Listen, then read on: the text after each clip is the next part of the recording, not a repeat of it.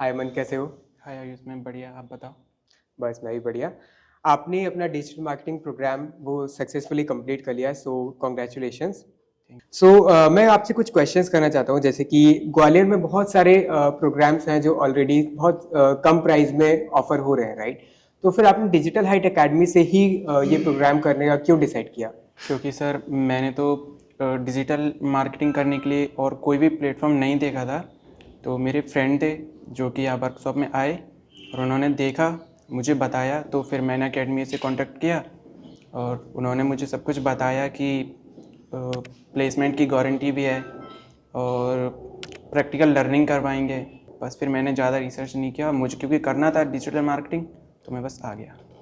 आपकी digital marketing journey कैसी रही? अगर मैं डिजिटल हाइट एकेडमी की बात करूँ तो मतलब आसान रही या अप्स एंड डाउन्स थे? किस तरीके से आपने उनको ओवरकम किया? बहुत मुश्किल थी क्योंकि जो पहले सोचा था कि डिजिटल मार्केटिंग करूँगा, फ्रीलांसिंग करूँगा, बहुत ज़्यादा पैसे मिलते हैं, बहुत प्रोजेक्ट करूँगा, करेक्ट। तो ये सारी चीज़ें तो कोचिंग पे आके क्लियर हो गई। जब पढ़ना स्टार्ट किया तब कि मेहनत तो करनी ही पड़ेगी, क्योंकि बिना मेहनत के कुछ भी नहीं होता है। ऑब्वियसली। लेकिन पहले लगा था कि सब कुछ बहुत आसान होगा, तो वो आसान तो नहीं होता है। पर सीखा बहुत कुछ, लेकिन अब इतना कॉन्फिडेंस है कि मैं अच्छा कर लूँगा। ओके। सो मतलब मार्केट में जो फोमो है डिजिटल मार्केटिंग का, वो आपका बस्ट हुआ, राइट? हाँ। एंड देन आपने जो है प्रैक्टिकली चीज़ों को समझा। Hmm. Okay. So digital height academy के ट्रेनर्स ने आपको कितना प्रैक्टिकली सिखाया, राइट?